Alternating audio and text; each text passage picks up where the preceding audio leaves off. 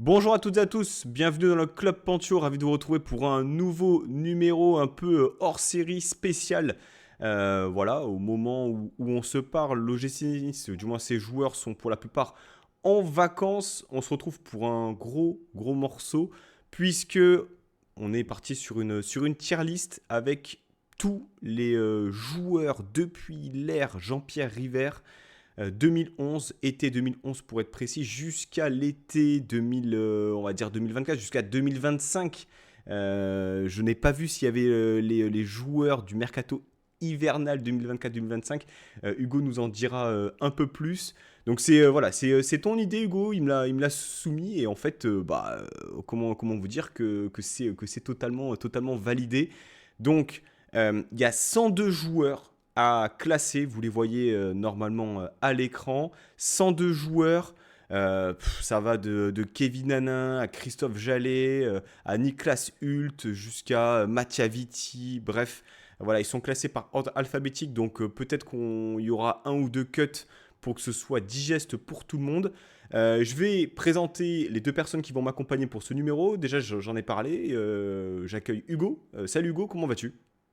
Salut Pancho, ça va super, hein. Comme tu l'as dit, on s'attaque à un très gros morceau. Voilà, comme j'ai pas de vie, je m'étais dit que j'allais faire une tier list de toutes les recrues de l'OGC Nice depuis 13 ans. Et puis ça donne, je me suis dit que ça rendrait bien dans ton émission. Donc je pense il y a moyen de bien rigoler, hein. Il y a moyen de bien rigoler, il y a moyen de débattre aussi, et forcément, qui dit débat dit le retour. Voilà, il boudait un peu sur les dernières semaines, derniers mois, mais il est bien là. Pas dans un format débrief, je pense que c'est la première fois qu'on fait autre chose qu'un débrief ensemble, Romain. C'est Ouais, voilà, c'est le papy, c'est le sablier d'or, c'est Romain, comment vas-tu? Ça va et toi, Pancho? Bah, ma foi, Bah, impeccable, hein. ouais, moi aussi, moi, j'ai accepté l'invitation, vu que j'ai pas de vie. Bah, écoute, Voilà, voilà. ce On est numéro vous est trois, bon, proposé par trois personnes qui n'ont pas de vie. Voilà, ouais, voilà. c'est un peu Voilà, ça. t'as fait le fond de tiroir, et puis bon, bah, je suis réapparu, quoi. J'ai gratté, et puis je suis tombé sur toi, c'est ça. Bon, Ouais, alors, 102 joueurs, on en a retiré une vingtaine. Je crois que tu avais dit 124, Hugo, pour être précis. Honnêtement, on va pas vous donner la vingtaine de joueurs qu'on n'a pas mis, mais bon, c'était soit des jeunes joueurs dont on a oublié le nom, enfin vraiment des joueurs qui n'ont jamais joué ou alors extrêmement peu. Ça aurait été difficile de les noter. Bon, les catégories, on va commencer par le haut. Bon, GOAT, on en a choisi un chacun. On se l'est pas donné avant le lancement du numéro, donc il va y avoir quand même un petit suspense. Voilà. Ok. Puis ensuite, top recrue, bonne recrue, soldat. Là, jusque-là, je pense que c'est ok. Vient ensuite, on ronfle, gros flop, qui? Alors, là, il faut une petite précision. Hugo, pour le on ronfle, qu'est-ce qu'on met derrière on ronfle? Alors derrière le on ronfle se cachent des joueurs bien mid, des joueurs qui nous ont fait l'effet York Nature, c'est-à-dire qu'ils sont arrivés, on n'avait pas d'attente, ils sont partis, on n'avait pas de déception, pas d'avis en fait finalement. C'est des joueurs qui ont traversé leur passage à l'OGC Nice très calmement. Et ce qui les différencie de la catégorie gros flop, c'est en partie pour le gros flop l'aspect financier. Donc l'aspect grosse mise sur un joueur qui n'a pas du tout rentabilisé le prix du transfert ou rentabiliser les attentes Hmm. en lui des supporters. Certains joueurs qui sont arrivés pour, certes pas cher, mais qui avaient beaucoup d'attentes sur leurs épaules et qui n'ont pas du tout rentabilisé ces attentes. Donc c'est ce qui différencie le on ronfle et le gros flop. Et le qui, bah, c'est tout simplement des mecs qu'on a totalement oubliés et qui sont réapparus dans cette tier list. Voilà. En gros, le qui, Mats Beck Sorensen, pour vous donner un peu un ordre d'idée. Le gros flop, Misiane pour l'investissement financier et le sportif qui était quand même assez délicat, et Snyder, qui peuvent être dans cette catégorie-là. Et le on ronfle, Joe Bryan, par exemple. Voilà. Pour vous donner un peu un ordre d'idée. Mais si on attaque tout de suite Allez. avec. Alors, on va commencer avec Mohamed Abdelmonem. C'est pas forcément ce qui est le plus sympa pour lui, mais on va juger à l'instant T par rapport à ce qu'on a vu de lui. Et alors, je vais demander à Romain. Romain, Abdelmonem, tu le mets dans quelle catégorie? Bah, moi, écoute-moi, Abdelmonem, je le mettrais dans la catégorie soldat. Et pourquoi? Parce que le mec, à la fin de chaque match, même quand il n'était pas titulaire, il était au centre d'entraînement, à la muscu, il était. Enfin voilà, et depuis le début de la saison, malgré les problèmes qu'il a eu au niveau de l'acclimatation, je trouvais qu'il n'a jamais lâché. Et pour l'instant, à l'instant T, moi, j'ai pas envie de le fracasser parce que tu sens qu'il a envie. Donc c'est pour ça, moi je le mets dans le case soldat. Hugo? Eh ben, je sens qu'on va être souvent d'accord avec Romain dans cette émission, puisque je l'ai également mis dans la catégorie soldat, pour les mêmes arguments, la bonne mentalité, le fait que sur ces quelques apparitions en 2025, je trouvais qu'il y avait beaucoup de mieux par rapport au début de saison, sur le fait qu'on voit quand même, j'ai trouvé des bonnes choses, un axe de progression, même si pour l'instant on est forcément un peu déçu par rapport aux attentes qu'on en avait au début, avec l'acclimatation, avec tout ce qu'il a connu, les blessures, etc., puis les croisés récemment. Je ne me voyais pas le mettre dans un gros flop, sachant que ce n'était pas non plus un investissement exceptionnel.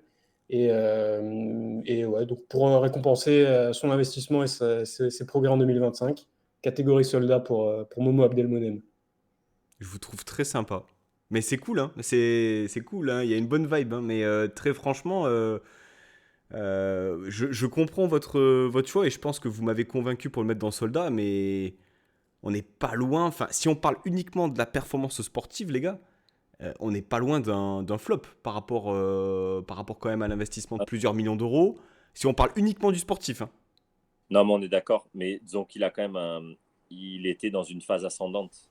Et c'est vrai que moi, si tu me parles de son année 2024, je te le mets direct dans gros flop. Mais quand tu vois les efforts qu'il fait au quotidien, et ça se retranscrit un peu sur le terrain quand même, et tu vois qu'il était quand même dans une phase ascendante, c'est pour ça, j'ai pas envie de l'enterrer dans. Enfin, je suis même pas l'enterrer, mais j'ai pas envie de le mettre dans gros flop.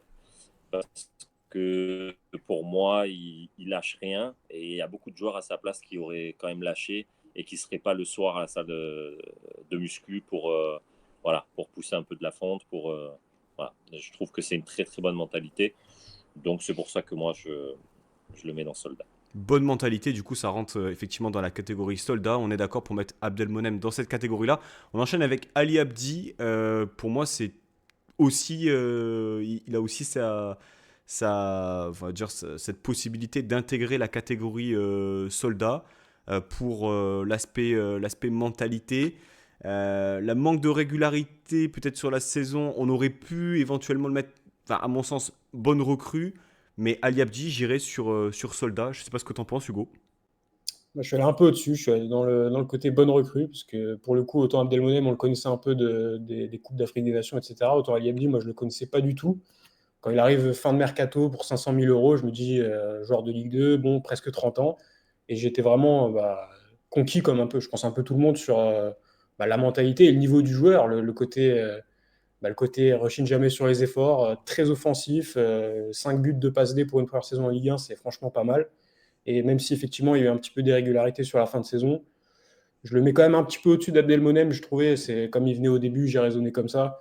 Je me suis dit que mentalité plus niveau apport sportif sur le terrain et mentalité, comme j'ai dit, ça méritait quand même de passer le cap de la bonne recrue pour moi. Romain va devoir trancher le cas de Ali Abdi. Qu'est-ce que tu en penses? Bah, en fait, j'étais d'accord avec toi, Pancho.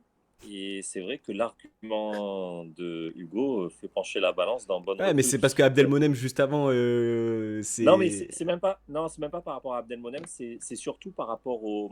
C'est vrai, il vient de Ligue 2, 500 000 euros. Là, il vient de rappeler ses stats. On est quand même sur. Si on pouvait avoir que des joueurs à 500 000 euros cette année, qui statent pareil, et tu vois, qui donnent autant sur le terrain, je pense qu'on aurait une bonne équipe. Donc, c'est pour ça que je vais le mettre dans bonne recrue. Ok, Ali Abdi, bonne recrue. On enchaîne avec Fabrice Abriel et je te laisse la main, Romain, pour déterminer la catégorie d'Abriel. Alors, Abriel, au début qu'il était chez nous, j'aimais pas forcément. Et après, il a été plutôt convaincant dans le reste de sa carrière chez nous. Enfin, Mais je pourrais pas le mettre dans bonne recrue. Mais par contre, pareil, je trouve qu'il a eu un très bon comportement durant tout le passage chez nous. Et c'est donné pour l'équipe, donc je vais mettre Soldat. Soldat pour Romain concernant Abriel. Alors, effectivement, il a une trajectoire assez particulière, Abriel. Il démarre pas top. Et en fait, il termine titulaire dans l'équipe qui termine quatrième en 2012-2013 au milieu de terrain, avec une saison au milieu de terrain où il fait partie des hommes forts. De là, le mettre dans bonne recrue. Hugo, qu'est-ce que t'en penses? Bah, je suis encore d'accord avec Romain, puisqu'il intègre la catégorie soldat également, Fabrice Abriel, chez moi, parce que effectivement, sa première année, je me souviens, était vraiment pas loin d'être catastrophique. Mais dès que Puel est arrivé, c'était limite un autre joueur, parce que si on était une équipe qui a un peu plus le ballon, donc ça collait un peu plus à son profil. Puis j'ai deux très bons souvenirs avec lui, c'est je crois 2 buts au Vélodrome, alors que c'était un ancien Marseillais. Il me semble qu'il marque sur le 5-4 Hmm. spectaculaire en Coupe de France, peut-être même le dernier but. Et il avait égalisé aussi une fois au Vélodrome, donc j'ai un souvenir d'un joueur qui avait souvent il avait quelquefois le brassard, il avait la bonne mentalité, c'était un joueur un peu technique, on n'en voyait pas souvent chez nous à l'époque, donc ouais, ça a tranché pour moi aussi pour le mettre dans Soldat. Ok, ok. C'est vrai que moi, l'hésitation était entre soldats et bonne recrue. On va écouter vos avis, aller dans soldats. Je pense qu'au global, sur l'expérience Abriel à l'OGC Nice, c'est assez juste, c'est assez cohérent. On passe désormais à Jordan Amavi. Alors, on ne parle pas de Jordan Amavi, jeune joueur lancé par Claude Puel. On parle de Jordan Amavi, transfuge à l'époque de l'Olympique de Marseille ou de Aston Villa. J'ai un doute, messieurs. Non, non, Marseille. Marseille. Époque Galtier, saison 2020-2021. Venu eh bien, faire concurrence à Melvin Barr à l'époque. 9 matchs joués. Typiquement le genre de joueur où il y avait une attente, parce qu'on avait quand même un très très bon souvenir d'Amavi sous notre maillot, mais attente non confirmée, donc gros flop pour moi. Je pourrais pas aller plus haut. À ma vie, quand il revient, Barr, il avait fait un très gros début de saison. Il était un peu sur la pente descendante. Et au final, il n'a pas du tout été à la hauteur des attentes placées en lui. Donc, je suis d'accord. Gros flop. Hugo. Gros flop aussi, je crois que c'est le dernier mercato de Fournier et il nous a livré une belle banane avec le retour de Jordan Amavi et un certain Bilal B qu'on abordera, je pense, très bientôt du coup.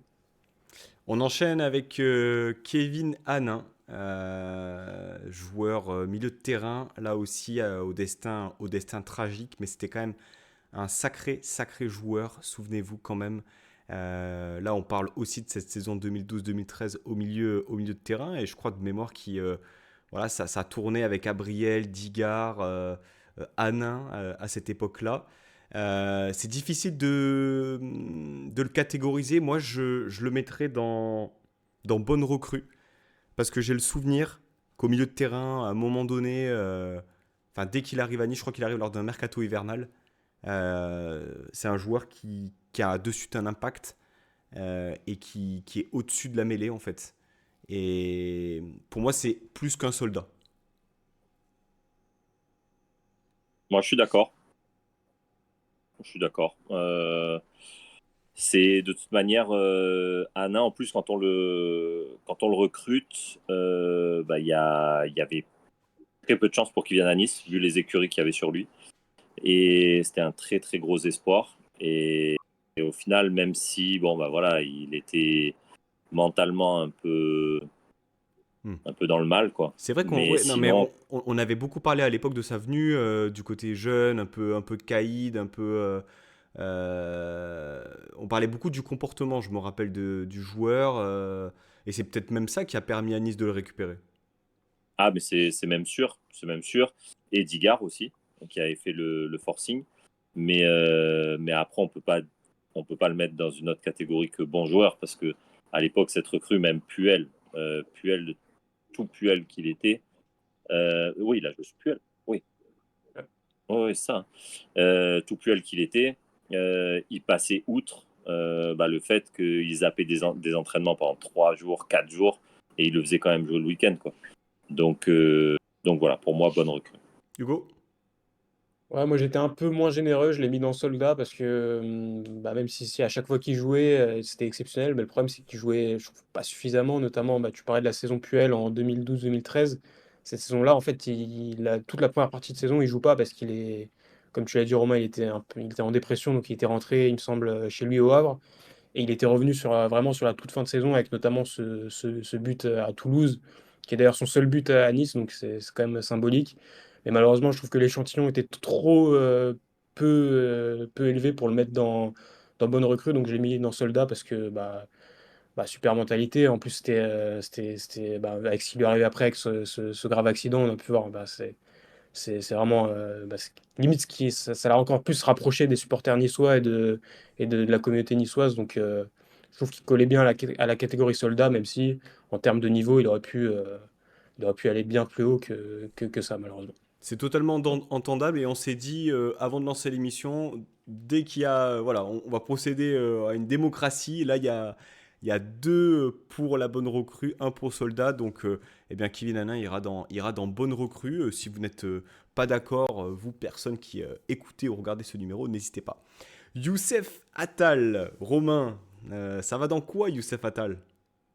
Pas évident, hein. Ah, ouais, c'est pas évident, mais pour moi, t'es obligé enfin, pas obligé, mais pour moi, il va être catégorisé bonne recrue.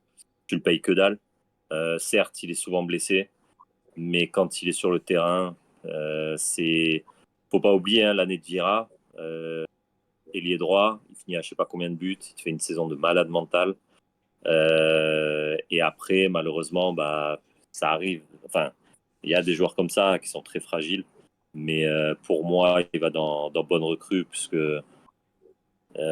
et encore, j'ai encore le souvenir du match contre Lyon où on perd 2-0. Il rentre et enfin voilà, il avait du feu dans les jambes. Et donc moi, je le mets dans bonne recrue. Hugo, tu le mets dans quoi? Là, je pense que nos chemins vont se séparer avec Romain, puisque Youssef Attal, de mon côté, ça va dans gros flop. Voilà, à vite tranché. C'est OK, il fait une énorme saison en 2018-2019 sous Viera, mais ensuite, c'est la catastrophe, c'est les blessures interminables, il enchaîne jamais plus de 10 matchs, il y a des petites étincelles par moment, mais c'est à chaque fois, ça redescend, et c'est en fait, de saison en saison, c'était de pire en pire, et plus on avançait dans le temps, plus on s'éloignait du meilleur Youssef Attal qu'on a eu sur cette première saison. Et je trouve qu'il représente parfaitement les erreurs qu'on faisait à l'époque, c'est-à-dire de ne pas savoir vendre nos joueurs à la bonne époque. C'est-à-dire que Youssef Attal, après une ou deux saisons à Nice, il était très bien coté. On aurait pu en retirer 20, 25 millions, parce que en plus, il gagne la Coupe d'Afrique des Nations avec l'Algérie cette même année. Et au final, c'est de pire en pire. On prolonge son contrat et au final, en plus, ça se termine en eau de boudin avec cette histoire de polémique sur Story Instagram. Et il part pour rien. En plus, il me semble que la saison de Farioli, c'était sa pire, je pense, que c'était sa pire saison, son pire début de saison avec nous.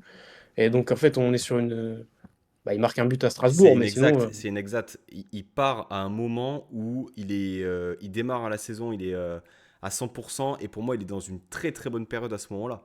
Et justement, c'est là où c'est terrible dans l'histoire de Attal, c'est que pour une fois, il était à 100%, il arrivait à enchaîner, et il arrivait à être décisif, et d'autres éléments extérieurs aux sportifs sont venus eh bien, percuter en fait son histoire chez nous.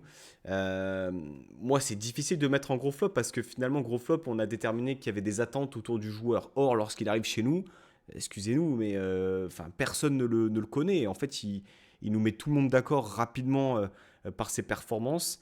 Maintenant, malgré tout ce qui a été dit, et vous avez tous les deux raison, pour moi, Attal, lorsqu'il était même pas à 100%, 80-90%, c'était un joueur différent. C'était un joueur où tu savais qu'il pouvait te faire une différence. Il a mis des buts importants aussi, vous l'avez dit.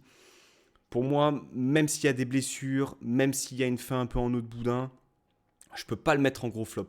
Je peux pas le mettre en on ronfle, je peux pas le mettre en soldat. Pour moi, c'est une bonne recrue qu'on aurait pu effectivement valoriser encore plus si on avait mieux géré son cas, hein. Peut-être qu'effectivement une vente au bout de la première saison aurait été mieux.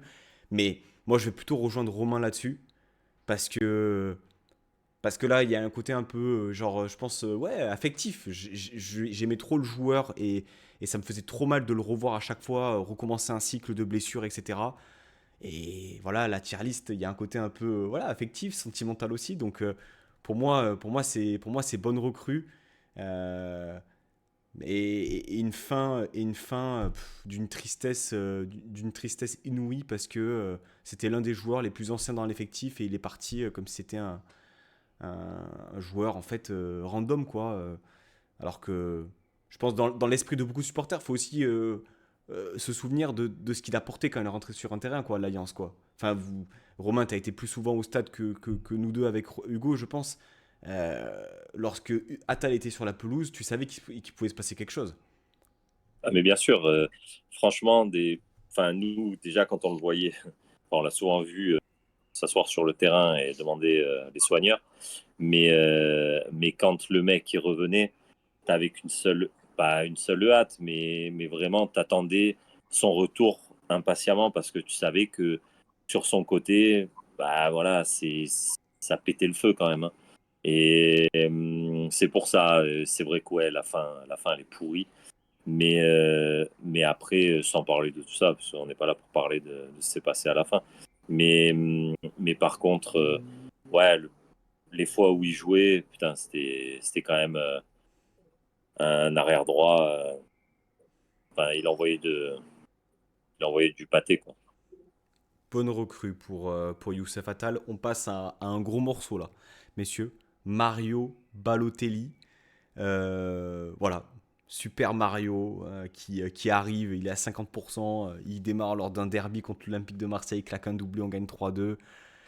Il arrive dans la période de Lucien Favre aussi, auteur de deux saisons de très très haut niveau. Puis une troisième, enfin plutôt une demi-saison où il traverse les matchs comme un fantôme sous Vieira. Hugo, tu l'as mis dans quelle catégorie? Est-ce que c'est ton GOAT, Mario Balotelli? Alors Mario Balotelli n'est pas mon GOAT, mais il ouvre ma catégorie top recrue, évidemment. Je vois Là, pas je comment pense on qu'on peut le va être mettre d'accord, ailleurs les que gars. là. 76 matchs, 43 buts, une première saison incroyable avec des buts dans tous les derbies, une deuxième saison statistique encore meilleure, et surtout bah, le coup de cœur avec les supporters, quoi. C'était une des rares fois où tu avais l'impression d'avoir vraiment une star mondiale dans ton club et qui te le rendait sur le terrain. C'est-à-dire ce côté nonchalant mais brutal en même temps, cette efficacité, ce côté technique, ce côté animal, c'était vraiment. Puis le charisme, quoi, le flow du mec, c'était vraiment. C'est rare je pense que on n'a jamais eu un autre joueur qui avait une telle aura, une aura similaire à Balotelli à l'OGC Nice. Donc ouais, c'est malgré la fin, cette saison, cette demi-saison avec Vieira qui était horrible, et le départ à l'OM pour rien arranger. Là, franchement, la balance elle reste quand même largement positive. Et pour moi, c'est compte tenu voilà, de la situation où lui, il était en plus avant de venir chez nous et de la situation où on l'a laissé, où il nous a laissé aussi, c'est forcément une top recrue pour moi. J'ai rien à rajouter, top recrue pour moi aussi. Romain, Franchement, j'ai failli le mettre dans mes goats. ton Mais GOAT, non, ton GOAT. ouais, ouais, dans mon goat. Mais non, top recrue. Et à chaque fois, je répète la même histoire, mais la première année où il est là, je vais en Thaïlande avec le maillot de l'OGC Nice et on m'a arrêté 15 000 fois en me disant Ah, Balotelli, Balotelli. J'ai remis cette année mon maillot de l'OGC Nice en Thaïlande. On m'a pas dit Hey, Evan Guessant, Evan Guessant. Tu vois. Donc, voilà. Donc, rien que pour cette dimension Hmm. qu'il a fait prendre à l'OGC Nice pendant qu'il était là, et allez, il faisait un peu des fois sa starlette, pas vouloir s'entraîner. Il fumait, il buvait, mais putain, sur le terrain, c'était voilà, c'était quelque chose. Et pour moi, c'est le meilleur attaquant que j'ai pu voir à l'OGC Nice, malgré le fait que bah, voilà, ils sont partis à Marseille. Ça m'a arraché. Mais sinon, en termes de jeu et de tout, c'est le meilleur attaquant qu'on ait eu à l'OGC Nice, quoi. Mouillez-vous la nuque, on passe à Robson Bambou. Voilà, l'une des toutes premières recrues. L'une des toutes premières recrues. Eh, Attends, 20-21, L'année d'après. attends, 20-21, oui, non, 19-20. 19-20, C'est l'année d'après. Du rachat? C'est l'année d'après, ouais. Ouais. C'est 2020-2021. Il signe en 2020? Ouais. Ah, j'ai cru il m'a tellement marqué. Gros investissement, je crois 8 millions d'euros de mémoire. Mm. Comment ne pas le Ouais. mettre en... En fait, il a joué, donc on va pas le mettre dans qui, mais gros flop, parce qu'il y a un investissement et derrière un niveau, et j'ai pas le Non, souvenir. mais. Vraiment, Robson Bambou, pour moi, c'est le grand pont qui prend de Armand Lorienté, je sais pas si vous l'avez. Ah Euh, oui. Ah oui. il prend Ah, un grand pont de l'espace à Lorient. ah. Terrible, terrible, terrible. Pour moi, c'est gros flop. Ah, mais bien sûr. Enfin, je pense pas qu'il y ait un mec qui puisse le mettre dans une autre catégorie, quoi. Un Mm. gros flop. À mentionner aussi l'interview de Bob Ratliff Ah oui. qui en parlait comme le futur de la CSAO. Et je pense que rien que ça suffit à valider le gros flop. On enchaîne avec Melvin Barr, messieurs, arrivé là aussi, été 2021, été Galtier. Euh, des débuts délicats. Et puis finalement, sur les 2 dernières saisons qu'on vient de vivre, il s'est avéré être l'un des meilleurs latéraux gauche du championnat. Capable de jouer piston, capable de jouer dans une défense à 3, capable de déjouer dans une défense à 4. Mais surtout, ouais, enfin un développement, une patience aussi que on a eu avec lui qui lui a permis d'atteindre ce niveau-là. Donc typiquement, Barr, c'est est-ce qu'on le met dans le top recrue? Moi, je trouve que c'est une top recrue parce qu'il a pas coûté bien cher et il a atteint un niveau assez important. Moi, honnêtement, j'irais sur top recrue. Alors, c'est difficile de mettre à côté de Ballot, mais en même temps, je peux pas mettre Abdi Mais, et Barr dans la même catégorie, quoi. mais non, mais même, c'est top recrue. En fait, on a eu de l'attente parce qu'il est arrivé chez nous. Il a fait des gros premiers matchs. Après, malheureusement, il a eu une phase qui a duré un certain temps. Mais après, on oublie aussi qu'il est super jeune, quoi. Enfin, quand il arrive chez nous, il est super jeune. Donc, et là, les 2 saisons qu'il vient de faire, dans la régularité, mais comment ne pas le mettre dans top recrue? Enfin, pour ma part, en tout cas, moi, je peux pas le mettre ailleurs que top recrue. C'est rien à voir avec Ballot, mais dans le jeu, pour moi, il est tout aussi important qu'un Balotelli. D'ailleurs, on le voit dans les stats. Quand Barr ne joue pas, on a plus souvent tendance à perdre. C'était Hez qui avait sorti, je crois, la stat au niveau du pourcentage de défaites qu'on a sans Barr. Et, et voilà, ça montre l'importance du bonhomme, quoi. Hugo, deux top recrues, est-ce que tu nous rejoins dans le raisonnement?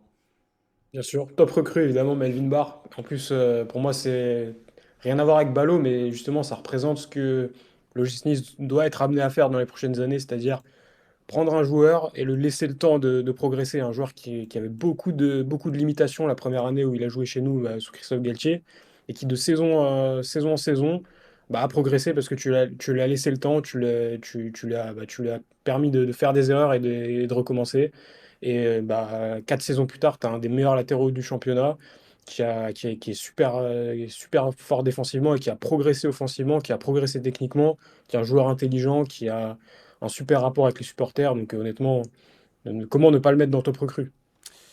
Messieurs, on enchaîne avec Ross Barclay, qui fait partie des recrues de cet été 2022, voilà, qui nous a tous et toutes traumatisés, et qui nous traumatise encore lorsqu'on regarde les finances du club.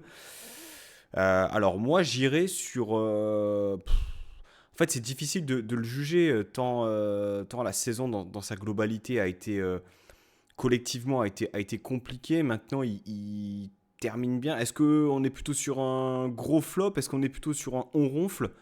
Moi, j'aurais tendance à le mettre à ouvrir la catégorie on ronfle, c'est-à-dire passage voilà, anodin qu'on oubliera tous et voilà quoi finalement, Hugo. Moi, quand je pense à Ross Barkley, je pense à un pic de somnifère que je me mets dans ce verre d'eau et que j'inocule très rapidement, parce qu'effectivement, Ross Barkley, c'est aucun souvenir. Enfin, c'est une grosse frappe à Rennes, une grosse frappe à Rennes sur le dernier match de Favre version 2. Mais sinon, c'était un joueur qui arrivait en surpoids total, qui arrivait, il me semble, 15 jours après la fin du mercato, libre depuis de tout club, et qui est reparti en ayant été dans la rotation. C'était un joueur technique, mais qui n'avait pas du tout le physique pour jouer au haut niveau. Et moi, c'était vraiment mid du début à la fin, quoi.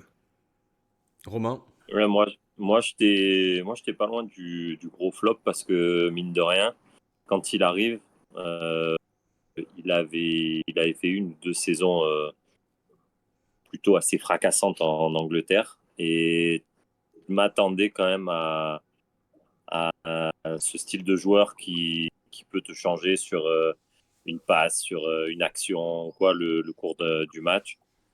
Et puis malheureusement, après tous vos arguments, hein, un peu hors forme, le poids, etc. Donc putain, là, j'hésite entre gros flop et on ronfle. Franchement, non, moi je l'aurais mis dans gros flop. Deux, on ronfle, un gros flop. Dans tous les cas, ça n'a pas été un passage qui nous a marqué. Mais Ah, ça, ouais, franchement, c'est terrible. là-dessus, Euh, on est d'accord. on passe. Alors là ça me plaît quand on fait les joueurs un peu à l'ancienne. Là, Eric Botéac, messieurs. Je vais me lancer. Je crois qu'il arrive libre de Dijon à l'époque. Mm. Il anime le couloir gauche de l'OGC Nice pendant combien? Trois ans. Hugo, t'as peut-être les stats. Ensuite, il part à Trois Lille. saisons. Trois Trois saisons. saisons. J'ai pas les stats en tête, mais 109 matchs, 22 buts, 17 passes D. bah, c'est une bonne recrue alors. C'est une C'est de la bonne bonne Ouais, recrue, bien recrue. sûr. Eric Botéac. Ouais, Botéac, on est d'accord. Enfin, pour moi, c'est bonne recrue aussi. Lui, il nous a sorti des masterclass aussi. Certains matchs, c'était très très costaud et il nous a sorti quelques fois de la panade. C'était bien sympa. Donc non, non, bien sûr, bonne recrue. Il a rien coûté, super mentalité. Enfin voilà, des stats. Putain, pour le Nice de l'époque, ces stats-là, mine de rien, c'est quand même plutôt très très bon. Donc non, bonne recrue. Si je ne Et dis je me pas de souviens. bêtises, il vient remplacer Anthony Mounier. Ouais, c'est Ouais, ça. ouais, ouais. Donc à l'époque, Anthony Mounier, c'est la star de l'équipe, quoi. Ouais, ouais, ah bah oui, Avec oui. Loïc Rémy jusqu'à son départ, Hugo, Mm. c'est quand même pas rien hein, le passage de Botéac à Nice. Non, c'est clair. Et puis, il y a un match moi, qui me vient en tête directement quand je pense à Eric Botéac, c'est le Nice PSG de la saison Ah, bien sûr. 2012-2013 au Stade du Ré, où il met un feu, je sais plus, je crois que c'est à Vanderville sur son côté droit, je crois, ou à Ah mais Jallet, je oui. sais plus lequel des deux. Mais il était énorme sur ce match. Je crois que c'est lui qui fait les deux passes D. Et moi, quand je pense à Botéac, c'est ce match-là qui me vient en tête. Mm. C'était un Ouais. bourbier à l'époque franchement, c'était un bon joueur de Ligue 1, Eric Botéac. C'est Vanderville. Et c'est C'était Botéac Vanderville. qui met le premier but, hein. Il fait un but, une passe D, hein. C'est pas Euh, Zvitanic? Non, c'est Zvitanic qui fait justement le festival Ah sur oui, le c'est ça, but, oui. et c'est Oui, oui, et c'est Botéac Botéac qui qui met marque. le but dans la Ouais, foulée. Et c'est lui qui fait la passe D sur Esseric. Ah, c'est ouais. Eric, ouais. Donc incroyable, ouais, il a quand même des matchs références. Mais si on enchaîne, Paul Bass. Là aussi, on est à peu près la même période, un peu plus tard. Je crois qu'il arrive il arrive 2014, 2015, 2015, 2015, ouais. Il fait les 2015. deux saisons, Ben Arfa et Balotelli, quoi. Et puis il est capitaine surtout à un moment donné, hein. Il me semble qu'il est capitaine, hein, Ouais. dernier capitaine avant Dante. Ouais. Euh, pour moi, Bay, c'est au moins un soldat. Moi, je le mettrais en bonne recrue. Je crois que de mémoire, il se blesse. Mais il fait combien de matchs, Hugo? Il fait 59 matchs. Ouais, donc deux saisons pleines. Pour moi, c'est une bonne recrue, Paul Bass, hein. Des buts aussi. J'ai un souvenir, une reprise de volée du gauche contre Lyon à domicile. Et puis surtout, ouais, une mentalité. Il part, je crois, à l'issue de la saison 16-17 pour des raisons de contrat. Je crois que s'il part du côté de Malaga, de mémoire. Mais pour moi, c'est bonne recrue, Paul Bass, Romain. Ah mais oui, oui, Base, moi aussi, bonne recrue. En plus, dans la mentalité, dans tout ce qu'il a apporté. Et d'ailleurs, quand il annonce son départ, je me souviens que je suis bien, bien, bien dégoûté parce que justement, il t'amenait cette hargne derrière. Et en plus, il a été décisif contre Monaco. Enfin bref, c'était vraiment le mec qui pouvait avoir le nez en Z. Le mec, tu savais que sur le terrain, il allait rien lâcher et que jusqu'à la fin, il serait présent. Donc vraiment, non, bonne recrue. Hugo? Ouais, je valide aussi la bonne recrue. Et ouais, c'était à l'époque, on avait cette charnière avec Dante, tu vois, ça faisait vraiment une charnière avec deux patrons en défense. Hmm. C'est top. Et, et franchement, lui, il a fait vraiment la saison Ben Arfa et la saison Balotelli. Et limite, il est parti au bon moment, quoi. Pas pour nous, mais pour lui, son Mm. passage à l'Ogypte, il est parfait, quoi. On va inaugurer, je pense, très très prochainement la dernière catégorie, bon, hormis GOAT bien sûr, qui est exceptionnelle. La catégorie qui, avec Mats Beck Sorensen, voilà, souvenez-vous, illustre défenseur central danois, je crois, norvégien ou danois. Danois, Danois. Maintenant, voilà.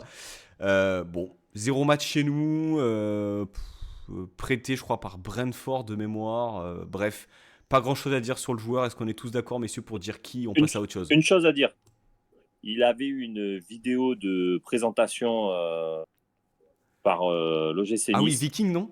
Non, Game Ouais, of Thrones? à Viking. Ah Ouais, ouais. non, Viking. Ah, j'avais kiffé. J'avais kiffé sa vidéo. Je me suis dit, putain, s'il est aussi fort que la vidéo, bon, laisse tomber, hein. Au final, c'est même plus la tête qu'il a. C'est les cheveux longs, cheveux courts, bruns, Et blancs. c'est fou parce que Non, c'est bon. cet été 2022 où ils nous ont fait des annonces. C'était incroyable et c'est peut-être Ah ouais, le pire mercato de l'histoire de l'OGC Nice. ah ouais, on n'est pas loin. Hugo, quelque chose à rajouter sur Sorensen ou on peut passer à. il fait partie des 2 joueurs de la tier list qui n'ont pas joué de match avec le GC Nice. Ok, ok, Voilà. ok. Voilà. Incroyable. Pour votre information, Younes Belanda. Voilà, on hausse le niveau là d'emblée une saison, 2016-2017. Voilà. Je crois qu'à l'époque, il était en Russie. Ouais, Dynamo Moscou. Ouais. Dynamo Kiev, non, je crois, je sais Dynamo plus. Ouais. Kiev. Ah bah du coup c'est Ukraine. Ukraine, Ouais, plutôt. Ouais. C'est pas la Russie. Enfin, à l'époque c'était déjà encore l'Ukraine. On va pas s'aventurer sur ce terrain-là. ouais, bon, Younes Belanda, messieurs. on peut se faire un combo. On peut parler du conflit Non, non, non, non, israélo-palestinien. non, non, non, Là, non, là non, c'est non, bon. non. Ouais. On est Non, des après, supporters de foot, messieurs. On est des supporters de foot, on va rester à notre place, vraiment. Moi, c'est top recru. Hein. Belanda. Moi, c'est top recru. Hein. Ah, il y a une hésitation là-dessus. Hein? Il y a une hésitation sur le fait que. Ah ouais bah, vous l'auriez mis où, Belanda? Non, j'hésite en fait entre. En fait, ce qui me dérange, c'est que il y a eu. Putain, il a fait qu'une saison. Moi, c'est juste ça qui me dérange dans le top recru. Mais après, c'est sûr que putain, un joueur comme lui, de l'avoir pendant un an, et puis ouais, ce qu'il a fait, enfin, voilà, c'est un joueur qui est très très fort. Mais j'hésite entre le top recrue et le bon recrue du fait qu'il ait fait qu'un an chez nous. Et bah, c'est aussi ce qui m'a conduit à le mettre dans bonne recrue. Ça, plus le fait que je me souviens que cette saison-là, il fait la CAN et à son retour de CAN, il y a un petit moment de Ouais, réadaptation. Ça ouais. lui casse une dynamique qui était excellente sur tout le début sur tout le début de saison jusqu'à décembre. Et retour de CAN un peu compliqué. Et le fait qu'en plus, après, l'option d'achat qui était déjà, je crois, très élevée, soit pas levée, ça m'empêche de le mettre dans top recrue, mais il avait le potentiel pour le devenir. Et en tout cas, super joueur. Mais C'est pas déconnant le il ne top joue pas, recrue, il ne mais joue pas à voilà. son poste, hein, souvenez-vous. Hein, quand Favre installe son 4-3-3, il joue un peu ailier intérieur sur le côté gauche. Parce que tu avais Plé à droite et Ballot dans l'axe. Donc écoutez, je vous suis pour le bon recrue, j'entends. Ça me fait mal, mais je le mets, j'écoute vos avis. Messieurs, j'hésite encore, c'est terrible. C'est terrible. Mais non, mais je vais partir là-dessus. Je vous présente mon GOAT. Ah, Il est là. Voilà, Déjà, je l'ai dit, parce que c'est le premier joueur. Alors, la définition du GOAT, hein, pour le coup, je pense, elle est très très personnelle. Certains vont prendre un certain nombre de critères pour définir qui est pour Romain ou Hugo, voilà, la meilleure recrue. Effectivement, Ben Arfa ne fait qu'une saison. Effectivement, comme Belanda, il ne fait qu'une saison. Mais pour moi, vraiment, la saison qu'il fait, on est quasiment 10 ans après, on en parle encore, quoi. C'est-à-dire qu'il y avait de la magie. Le gars était génial. Il a fait une saison pleine, la meilleure saison de sa carrière. Il a fait chez nous pour un joueur programmé depuis ses 16-17 ans pour être le futur Ballon d'Or et l'étoile montante du football français. Voilà, comme beaucoup de joueurs de la génération 87. Voilà, il part au Paris Saint-Germain, c'est compliqué, etc. Moi, ce que je retiens, c'est cette saison-là où il a été exceptionnel. Il marchait sur l'eau. Voilà, des buts venus d'ailleurs. Il a porté l'équipe, ça a été le numéro un. Il s'est mis au diapason. Et puis, il n'y avait pas ce côté starlet. Enfin, du moins, le ressenti supporter. Je voyais vraiment un joueur aussi qui s'intégrait parfaitement au collectif. Donc, pour moi, Ben Arfa, c'est pour moi ouais, c'est la meilleure recrue de l'ère River parce que aussi c'est un gars libre et quelque part on parle aussi de l'OGC Nice comme d'un club qui arrive à relancer on va dire les joueurs en difficulté. Ben Arfa en a fait partie, Balotelli aussi, mais Ben Arfa c'était exceptionnel, voilà. Donc pour moi c'est mon GOAT. Je sais pas si vous avez quelque chose à dire là-dessus, hein, quel est votre ressenti sur, Euh, sur Ben Arfa et n- pourquoi est-ce que vous ne l'avez non. pas mis dans cette catégorie-là finalement? Alors, moi, je prendre la parole. Moi, moi, bien sûr, Ben Arfa, c'est, je crois, une des années avec celle où il y a Balotelli aussi, où je vais au stade pour le voir. Voilà, c'est parce que tu savais qu'il allait avoir de la magie dans le match. Tu savais, ben voilà, c'était une folie ce joueur. Euh, Maintenant, je l'ai pas mis dans GOAT, mais si on avait eu le choix, si on n'avait pas eu le choix juste d'un, bien sûr qu'il y aurait été. Mais après, non, je peux rien dire d'autre. C'était la classe, c'était le talent, c'était le plus beau joueur que j'ai vu jouer à l'OGC Nice. Mais sans contexte, sans conteste. Hugo, quelque chose à rajouter? Alors l'idée c'est pas de vous demander quel GOAT vous avez mis, mais plutôt qu'est-ce qui t'a entraîné à ne pas le choisir finalement, Hugo? Bah déjà, si on avait fait la tier list meilleur joueur de l'OGC Nice depuis Jean-Pierre River, ça aurait été mon GOAT. Mais là, le côté recrue, mercato, transfert m'a poussé à choisir un autre joueur. Tout simplement parce que Ben Arfa, bah, ok, il sortait d'une période un peu compliquée quand il arrive, mais le joueur que c'était déjà à l'époque pour le GC Nice, il était largement au-dessus du niveau du club. Donc, on pensait pas que l'histoire marcherait aussi bien, mais on se disait quand même, il y avait des chances que ça fonctionne et qu'il nous rende au moins de fiers services. Donc, moi, j'ai préféré sur cette catégorie du GOAT valoriser sans spoiler pour la suite, mais un peu l'idée, l'originalité et aussi le côté bah, plus-value, le fait que malheureusement il parte libre, alors que je pense Hmm. que ça aurait pu être une vente exceptionnelle. Il part au bout d'une saison, forcément, on se doutait qu'il n'allait pas rester chez nous, mais ces deux éléments, le côté originalité et le côté plus-value, m'ont poussé à ne pas le mettre en GOAT, mais il était facile dans le top 3 parce que bah, un joueur exceptionnel, ses stats et ses compiles de buts, on les regarde encore aujourd'hui. On frissonne encore à chaque fois qu'on voit ce petit slalom contre Angers, là, ces buts contre Saint-Etienne.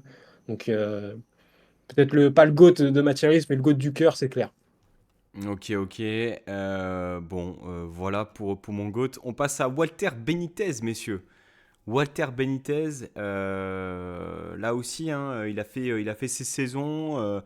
Il sort cardinal du poste enfin, du statut de numéro un à l'époque. Euh, il fait des performances quand même ultra solides, plusieurs fois dans les meilleures défenses du pays. Romain, tu le situes où, Walter Benitez?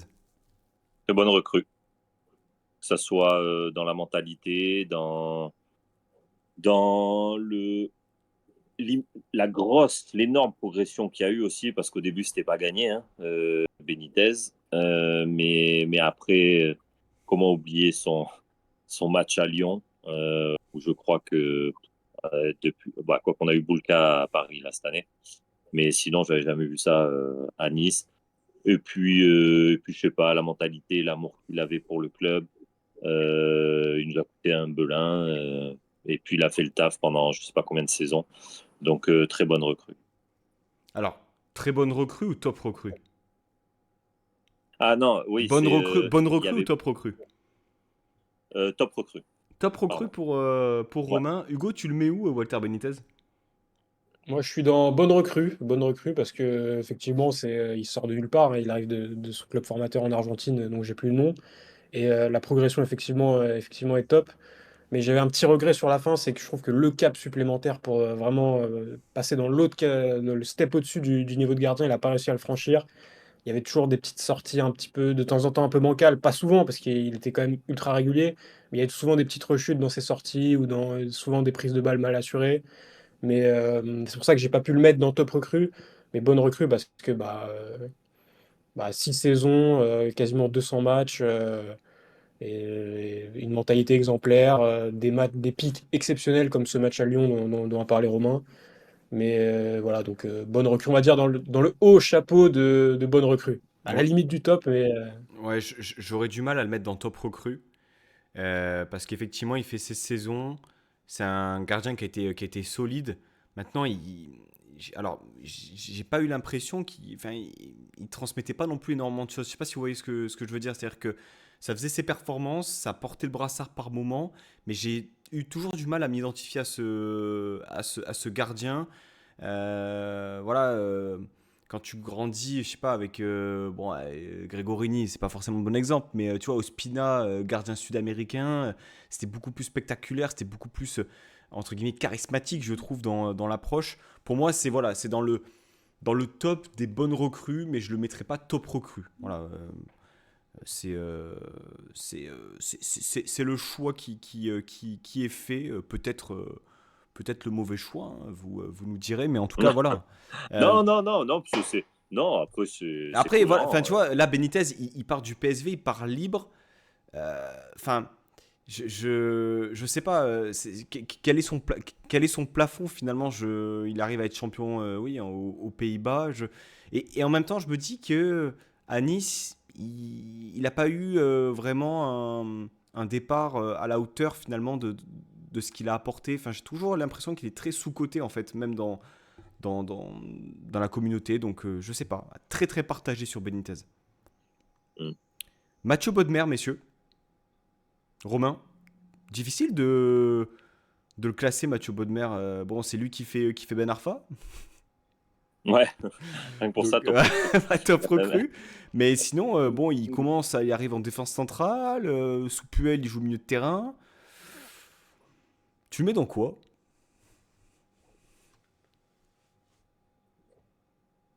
Après, putain, faut se baser aussi par rapport à l'époque.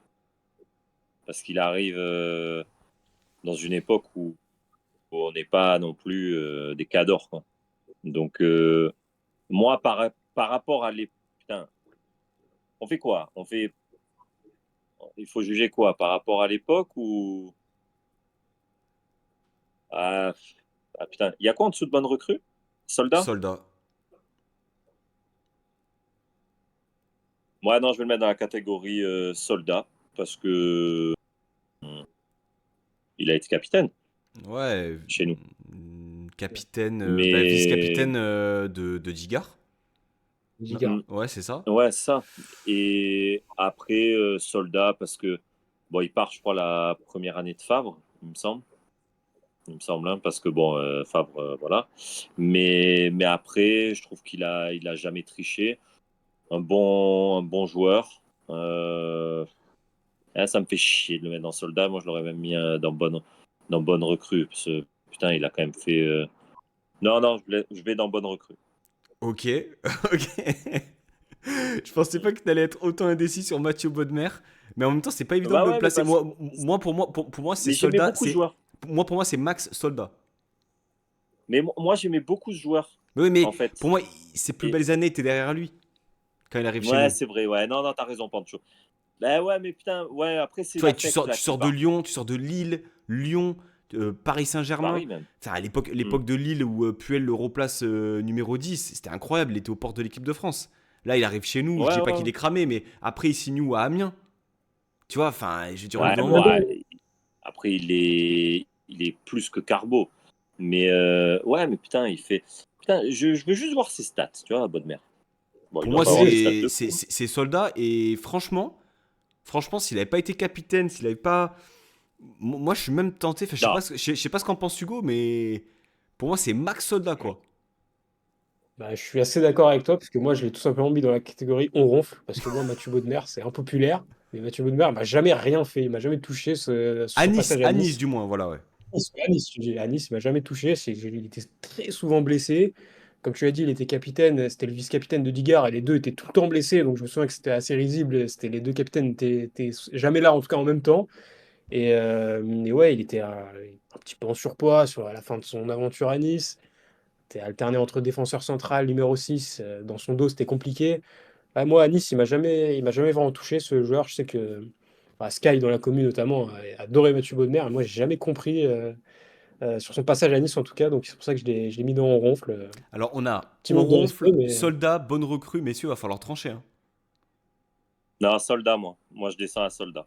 Allez, Ouais, soldat non, pour non. Mathieu Bodmer. Non, mais c'est vrai que les arguments. Mais moi, après, parce que j'aimais beaucoup ce joueur et je trouve que techniquement, il a amené, je sais pas, il avait un toucher et tout. Enfin, moi, j'aimais beaucoup. Moi, j'aimais bien. Mais après, voilà, euh, c'est vrai que ouais, il a eu quelques blessures, etc. Ouais, ouais, ouais. Ouais. Allez, on enlève l'affect, soldat. Jérémy Boga, gros gros flop investissement. chez moi. T'as dit C'est quoi, un gros Hugo? flop chez moi. Ouais, bah, Gros flop. gros flop aussi, hein. 18 millions d'euros quand même. Dans le contexte actuel de l'UC Nice. Et là, c'est encore plus. Ce qui tend encore plus vers le gros flop, c'est la culture de l'instant et la saison qui vient de pondre qui est absolument cata, quoi. Je pense qu'il a Dégueulasse. 2 buts en Ligue 1, je crois qu'il y a Klose et Abdi, par exemple, ont plus marqué que lui, Rosario a plus marqué que lui, Youssouf a plus marqué que lui. Et ça, c'est que le volet statistique, parce que le volet investissement et apport vraiment dans le jeu est encore pire que ce que disent les chiffres. Gros flop, on Moi, est je suis d'accord, d'accord. Romain? Ouais. Ouais, Ok. totalement. On enchaîne avec Moïse Bombito, messieurs. Là aussi, hein. Comme Abdelmonem, comme Abdi, première saison chez nous. Très très bon début, gros trou d'air pendant allez, 3-4 mois. Un joueur qui a beaucoup enchaîné. Malgré tout, pour moi, il a quand même sorti des matchs références. Moi, je le mettrais dans bonne recrue, avec un gros potentiel. Si on pouvait catégoriser voilà, Benitez dans le top des bonnes recrues, Bombito dans les gros potentiels des bonnes recrues. Là, je peux te rejoindre, mais moi j'ai choisi de faire la même réflexion que j'ai eue pour Abdelmonem, parce que si on schématise un peu, je trouve que Bombito c'est un petit peu l'inverse de la saison d'Abdelmonem, même si Bombito c'est, je trouve, un petit peu au-dessus. Mais ouais, j'ai préféré le mettre dans Soldat parce que mentalité exemplaire, l'homme a l'air top. Ses débuts ont été super, mais sa deuxième partie de saison est vraiment très compliquée. Donc c'est ce qui m'empêche de le mettre pour l'instant dans bonne recrue, même si je sais qu'il y a l'adaptation, qu'il y a le fait qu'il ait énormément joué. Mais pour l'instant, on va dire que j'attends qu'il passe encore un cap supplémentaire, notamment au niveau technique, niveau relance, pour le faire passer dans la bonne recrue. Mais pour l'instant, on est dans le haut du panier des soldats, je dirais, pour Bomito. Romain va trancher pour Bombito, soldat ou bonne recrue? Top recrue. Non, je rigole. Non, soldat. Pourquoi tu l'as pas mis Soldat en bonne parce que, recrue? en fait, parce que il a une phase descendante et c'est juste pour ça en fait que je ne le mets pas dans bonne recrue. Il a super bien commencé. D'ailleurs, on l'a beaucoup encensé, mais je peux pas le mettre dans bonne recrue dans ce qu'il nous a fait contre Strasbourg, de mémoire contre Nantes, non? Il n'y a pas une petite couille contre Nantes? Je sais plus. Oui, bah Mais enfin, un des deux matchs. Nantes, Hein? Lyon. Lyon. Ah putain, ouais. Bon, enfin, T'as une voilà, série de matchs à Lyon, oui, Monaco putain, aussi, je j'ai crois. oublié Lyon. Monaco, je me rappelle plus, mais voilà, l'enchaînement en fait, parce qu'en plus c'est un enchaînement quoi, quasiment. À Lyon, euh, Auxerre, juste après t'as Nantes, après t'as Strasbourg. Enfin bref, cet enchaînement calamiteux, je peux pas le mettre dans bonne recrue. Mais par contre, euh, exemplaire de partout. Ok, très bien, ce sera donc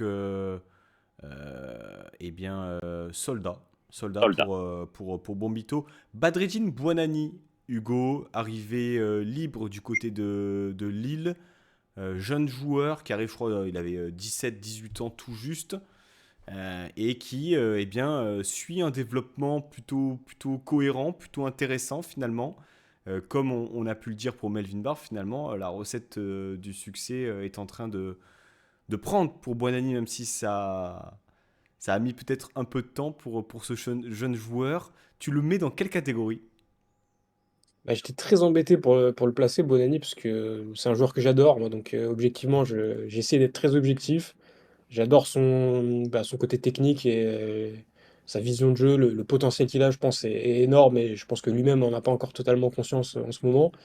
Mais il faut reconnaître que ses débuts ont été compliqués. Sous Farioli, c'était une saison très compliquée où il a quasi pas joué. Les débuts l'année dernière étaient souvent compliqués au niveau de l'attitude, comportement défensif, etc. Mais je pense qu'il a quand même bien trouvé le bon bout sur la fin de saison. Donc j'hésitais entre bonne recrue et soldat. Je l'ai mis dans soldat, même si ça ne correspond pas vraiment à son attitude. Mais il me manque encore, on va dire, de la régularité pour le mettre dans bonne recrue. Et Euh, quand donc même, soldat. Soldat, je trouve que ça lui colle bien parce il a pas lâché. Et tu vois, C'est vrai.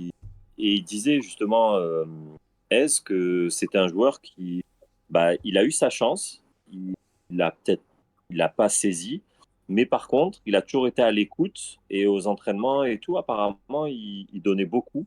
Et donc, c'est pour ça que moi, je trouve que Soldat, ça lui colle plutôt bien, tu vois, justement, par rapport à cette mentalité de rien lâcher. Il aurait pu vouloir partir en prêt en janvier, hein, parce que je pense qu'il y a beaucoup de clubs qui, enfin, il aurait vite trouvé preneur. Et il a voulu rester. Et son discours, comme quoi il veut s'installer à l'OGC Nice et prouver à l'OGC Nice, moi, je le mets facilement dans la catégorie soldat, en espérant l'année prochaine, si on refait un petit bilan sur lui, qu'on soit agréablement surpris et qu'il devienne vraiment une bonne recrue, voire une très bonne recrue. Ouais, je pense que vous avez tout dit. C'est difficile de le placer, mais Romain, je te rejoins complètement sur la trajectoire de sa saison. Je Mm. trouve que justement, le fait qu'il ait connu des moments très compliqués, qu'il ait terminé vraiment de cette manière-là, ultra positive, et puis en étant titulaire, et puis en mettant des joueurs importants sur le banc, ça met clairement en avant bah, déjà ses qualités techniques, mais aussi mentales, à savoir se sortir d'une situation un peu complexe. Donc clairement, soldat pour Bonani, avec, on l'espère, bien sûr, eh bien, voilà, une continuité aussi dans la performance, de manière à sortir vraiment une saison pleine. Hichem Boudaoui. Hichem Ah, Boudaoui là, qui... je pense qu'on va. C'est dur là. Bon, Pancho moi, l'a mis non. vraiment. Non mais moi, alors, déjà, messieurs, est-ce qu'on est d'accord pour dire que sa saison 2024-2025, c'est sa saison la plus aboutie et peut-être sa saison référence sous notre maillot? Mais clairement. Ok. Et moi, je l'ai trouvé. Moi, franchement, toute la saison, je sais qu'il y en a beaucoup qui sont tombés sur lui. Mais si t'as pas Boudaoui cette saison, t'es pas là, t'es pas à la quatrième place. Boudaoui, pour moi, c'est sûr, il lui manque ce dernier geste, cette lucidité, on va dire, dans à certains moments. Mais pour moi, dans l'abattage, dans tout, vraiment, moi, j'adore ce joueur, moi. Donc après, peut-être que je suis pas lucide non plus, mais dans l'abattage, dans la récup, et puis, des fois, il te sort de certaines situations, tu te demandes comment il fait. Et mine de rien, je sais pas combien, il a pas dû en faire des masses, mais il a dû faire deux trois passes D, je crois, non? Cette année. Alors j'ai pas les stats. Cette année, mais il a marqué pas mal. Enfin, en début de saison, en tout cas, je les souviens, il a 2-3 buts quand même. Donc, c'est peut-être sa meilleure Mais saison statistique.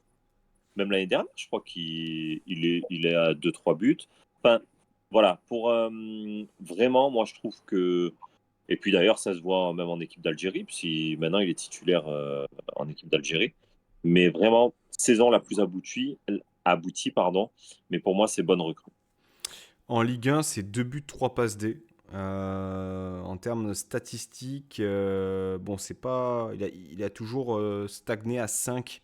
Enfin, je ne sais pas comment on appelle ça, mais le combiné but plus assist, c'est 5. Goal assist. Voilà. Goal assist, c'est 5. Donc, il a atteint ses saisons 21-22 et 20-21. Euh, mais en tout cas, dans la dimension voilà, enchaînement aussi, hein, il a été moins blessé.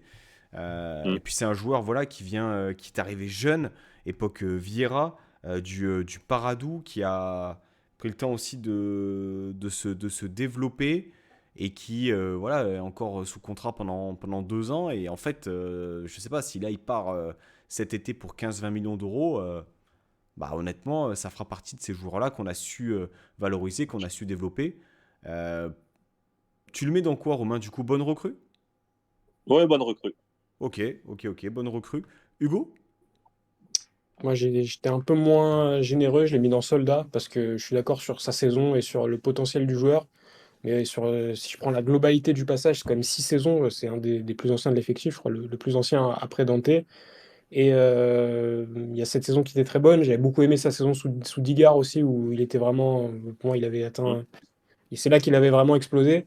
Mais sinon, il y a trop on va dire, d'irrégularités entre les saisons. La saison dernière avec Farioli, même s'il était mal utilisé, je pense, par le coach, c'était très compliqué. Il y a, ouais, il y a parfois des problèmes d'attitude. Donc c'est un joueur qui est dur à jouer, qui est dur à juger. Et même pour moi, sur les attentes que j'ai envers lui, je ne sais pas si on peut en avoir énormément avec lui ou si, en fait, je ne sais pas quel est son plafond parce qu'il peut tellement être exceptionnel sur un match ou même sur une séquence de match, puis sur la séquence suivante, être à la ramasse, que c'est difficile, je trouve, de le juger. Mais en tout cas, je pense que Soldat, ça lui correspondait bien parce que c'est quand même un joueur qui court énormément, qui a un volume incroyable et qui en tout cas, va toujours faire les efforts. Donc, j'ai préféré le mettre là sur la régularité de son passage, plus Soldat que bonne recrue, même si ça peut s'entendre aussi de le mettre en bonne recrue. Je vais devoir trancher sur Boudaoui du coup. Et ouais. Bah, honnêtement, on va prendre la globalité de son parcours chez nous. Pour moi, il y a trop d'irrégularités, il y a trop de blessures, mais en même temps, quand tu prends le contexte, changement de coach, changement de dispositif, un coup il est 8, un coup il est milieu droit, un coup il est 6. Pas évident, pas évident. Euh, S'il y avait plus de régularité, je l'aurais mis en beau de recrue. Pour moi, c'est soldat. Pour moi, c'est soldat. Peut-être que ça va faire débat. Peut-être. Mais je suis cohérent aussi par rapport aux joueurs, quoi, finalement, hein. Moi, pour moi, ça peut pas aller au-delà de soldat. Bilal Brahimi, messieurs, gros flop. Pas besoin de. Euh, Bah, gros flop, non, même pas, parce que gros flop, c'est une attente, non? Bah, un Qu'on a envers investissement. quelqu'un. 7 millions 7 d'euros. millions, 7 Ah millions quand même. putain, Sarah, c'est vrai, 7 millions. Ah ouais, énorme flop. Ouais, pardon, pardon.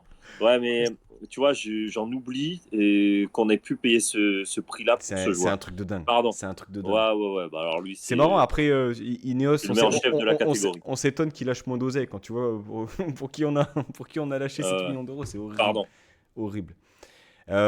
Gros flop, Hugo, rien à rajouter sur Bilal. Comme on disait sur Amavi tout à l'heure, c'est le dernier mercato de Fournier Voilà. avant de partir. C'est Bilal Brahimi 7 millions et Amavi en prêt dégueulasse. Donc oui, énorme flop même. Christian Bruls. On Ouais, c'est mid quoi. Enfin, c'est. il a dû avoir de, deux éclairs de Je salue génie. Mario s'il passe par là, hein, l'un des Belges, l'un des Diables Rouges de l'OGC Nice. Pour moi, c'est on ronfle quoi. C'est. Ah Il oui, n'y a rien qui me revient de Bruls, malheureusement, quoi, Hugo. Eh ben, je crois qu'on va pas être d'accord, parce que moi, je l'ai mis dans bonne recrue, Christian Bruls. oh putain, Pardon? merde. J'ai des super souvenirs de Christian Bruls quand j'étais petit, parce que quand il était là, j'avais 13 ans, je crois, et j'adorais le joueur. La saison qu'il fait, le côté technique, le côté vraiment inconnu, et je trouvais que c'était vraiment un super joueur, Christian Bruls. Et je suis allé vérifier ses stats qui me correspondent plutôt, puisque 4 buts, 6 passes D en une saison, puisqu'il fait qu'une saison après, c'est pas dégueu, surtout compte tenu de la saison horrible où il participe. C'est la saison où on finit 17e, il me semble, sous Puel, après la 4e place. Donc moi j'ai des super souvenirs de Christian Bruls. Effectivement, là comme ça, je suis incapable de te donner un match ou un J'en ai qui vaut. éternué. Mais le joueur, moi j'adorais Christian Bruls, son côté technique, ce côté un peu Ah. numéro 10 entre les lignes, qualité de passe. Pour moi, c'est de la bonne recrue parce que c'est une super idée, je trouve. Et Alors, Et effectivement, Après, quand on a 13 ans, on a l'esprit qui est vachement embrouillé. non, mais surtout, la ah, saison, la Non, non, saison non, je rigole. dégueulasse 13-14, quelque part, ouais, il surnageait peut-être aussi au milieu de tout ça, mais ouais, je me souviens qu'il était fin Hein. techniquement, mais de là à le mettre dans bonne recrue, là, moi, j'étais dégoûté qu'il parte, surtout qu'après, il était parti à Rennes, il me bah ouais, semble. à C'est Rennes, Rennes, et c'était catastrophique, Ah, non, c'était aussi, hein. cata, hein. c'était 4 ans. Mais moi, la saison qu'il a fait chez nous, sur l'échantillon Non, que mais, j'ai eu, j'en ai un super souvenir, hein. non, non, mais c'est vrai qu'après, il stat. Mais moi, pour moi, c'est. Non. Est-ce qu'on est Je d'accord, pourrais pas Romain, le pour mettre dans partir sur On ronfle? Ah oui. Oui, moi, désolé, Hugo. Désolé, Hugo, et tous tes souvenirs Aïe, aïe, aïe. d'enfance. Ouais, Ah, non.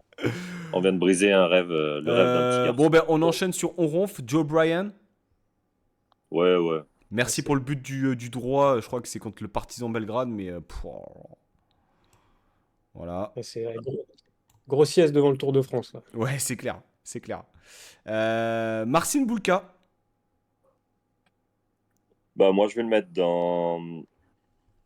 Mine de rien, dans bonne recrue. Euh, Attends, je réfléchis. Cette saison, pour moi, il n'a pas été bon. Donc, non, pas bonne recrue. Soldat, parce que après, il a quand même cette mentalité où voilà, tu le vois haranguer un peu ses collègues sur le terrain. Mais après, ouais, cette saison, hormis le match de Paris où ouais, il est stratosphérique, il est sur une autre planète. Et en plus, je l'ai vu en direct, donc autant dire que c'était mais juste phénoménal. Mais, mais ouais, soldat. J'étais encore une fois plus généreux, puisque c'est bonne recrue pour moi, Martin Bulka, parce qu'effectivement, sa saison n'est pas bonne. On l'a assez dit dans cette émission, je pense, à chaque fois qu'on était là. Mais pour moi, la balance elle reste positive entre sa saison dernière, qui, on l'a dit aussi souvent, elle était exceptionnelle. Et j'oublie pas la première saison qu'il fait, où il joue c'est un acteur majeur du parcours en Coupe de France. Mm. Penalty à Paris, le match contre Marseille. La finale, malheureusement, où il prend ce penalty, mais où il n'est pas beaucoup mis à contribution. Donc pour moi, la balance, elle reste quand même positive, surtout quand il arrive. C'est le 15e gardien du PSG. Il vient pour doubler Benitez. Moi, je pouvais pas me dire à cette époque-là que ça allait devenir, quand même, quoi qu'on en dise, un personnage de l'OGC Nice, parce que même si sa saison n'est pas bonne, ça reste quand même une personnalité, ça reste quand même quelqu'un qui a eu quelques accomplissements avec nous. Et même dans cette saison compliquée, il y a ce match hors sol au parc. Donc pour moi, c'est quand même dur de ne pas le mettre dans bonne recrue, donc j'ai quand même voulu le mettre aux côtés de Christian Bruls. D'accord. Euh, Soldat ou bonne recrue, je pense que on se situe là-dessus. Moi, ce que je retiens, c'est quand même le transfert. Il a coûté quand même peu pour un joueur avec un certain potentiel. L'épopée en Coupe de France, c'est quand même grandement lui, sa première saison pleine. Sa deuxième, elle est moins clinquante, on l'a dit et on l'a répété. Maintenant, il est quatrième meilleur défense du championnat. Pour moi, c'est bonne recrue. Marcin Bulka. Au niveau. Alors, c'est bizarre de le mettre à côté de Benitez, mais pas le même contexte, pas la même histoire, mais ça reste quand même, je trouve, une bonne recrue et un joueur aussi qui a mis du temps avant d'être numéro un et qui n'a pas déçu lorsqu'il a atteint cette position-là.